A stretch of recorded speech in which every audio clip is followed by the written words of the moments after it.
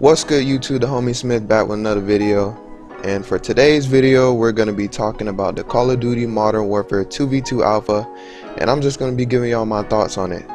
If you enjoyed the video, make sure y'all do smash that like button. I would greatly appreciate it. And if you're brand new to the channel, make sure you're hitting that subscribe button for more content.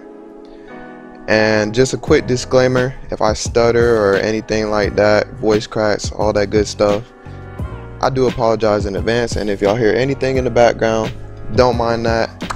I just want y'all to enjoy this content. So first off, I wanted to talk about just loading up the game. I think it's what is it, Activision? Oh my god, I'm an idiot. I should have researched this before. But anyways, they offered us access to the calling cards and also the emblems, so we got to see a pretty decent selection of the calling cards and the emblems, and they had a lot of dope ones. The one I had on this game, it was like animated or something, but I like how they give us access to see, you know, just a handful of those instead of waiting till the beta or something to drop to show us. So I thought that was a really cool feature. And just, you know, when the interface of the whole game, it seems pretty relatively simple. You really wouldn't get too confused trying to navigate through the menu screen, but I feel like they did a pretty good job with that. Maybe they could have made it a little bit more colorful, in my opinion, but I just like how they gave us access to that. Now going on to the maps. Okay, so this 2v2 gunfight mode, the maps are supposed to be really small, but there's only one map that I felt like was actually a little bit too condensed, and I think it was called gun range or fire range or something like that. That was the only map that I found myself not really winning too many gunfights, because I just felt like it was just too open, too exposed. The lines of sight were, there was a crazy amount of lines of sight, and I was getting murked, not all the time, but a decent amount of the time on that map. So that was the only one I felt like I didn't really like. But other than that, the other two maps were really well done. I'm not a developer, so I don't know too much about this, but you know, as a Call of Duty player, I could kind of see where they had the spacing and all that good stuff, and flank routes and just choke points.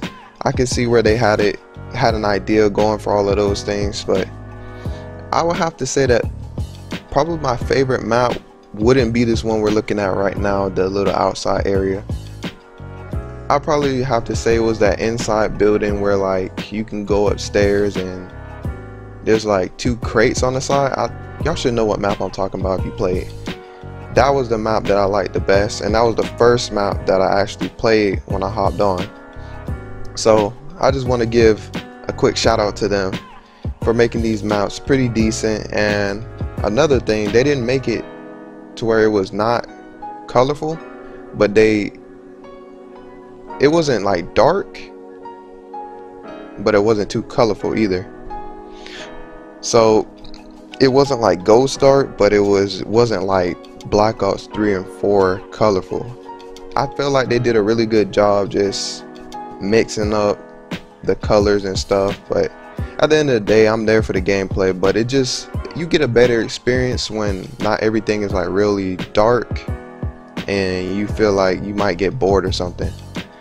But yeah, as far as that, I think they did a decent job. Like I said again, I'm not a developer and I don't know too much about making all this stuff. I'm just here to play the game. Now the weapons, oh man, I had a really fun time playing with all these weapons. They didn't give us too many weapons to work with, but I like how they kind of just cycled them for us and we didn't really get to choose, but we all got to use the same weapons. So each round, you know, you're not really knowing what kind of gun or sniper, pistol, shotgun, you don't know what you're going to use. So I think that's the fun thing about it. And on top of that, it's an even playing field because everybody is using those weapons. So there's no cheeses, there's no, oh, he's using an overpowered gun. Everybody's using the same gun. So at the end of the day, it's ultimately up to the skill. And I think the best weapon, in my opinion, the one I had the most fun with was probably, either the Deagle, because you can get one taps and all that, and the AK-47. I was literally flipping out when I had that AK-47 in my hand. I'm glad to see it back in the game because it's been a minute since I've seen it. To be quite honest, I think the last time I used it was when I had Black Ops, I think 2 on the Nintendo DS. I think that's the last time I used the AK-47. So I'm glad to see it back in the game, and I'm actually really loving the Deagle and the shotguns. The shotguns have a lot of range. So with the movement system, just like y'all, I only had access to, you know, the early footage that the bigger YouTubers got to put out, and they, you know, flew to LA or whatever they did. They got to play the game early, so I was just going off of what I seen that they posted, and everybody was saying that the movement is really clunky and it feels weird, and they're saying this and that, like, oh, what they do with the movement system. But when I hopped on, yeah, the first couple of rounds it was a little bit weird, but you know, as I kept playing, it slowly just turned back into Call of Duty. So as far as that, I'm glad that it wasn't nothing crazy, and it ended up still feeling like Call of Duty. And they also added a new type of sprint. It's like you pull up the gun over your shoulder and then you can run faster. To be honest with y'all, I don't really know how to do it, but I know I did it a few times on accident.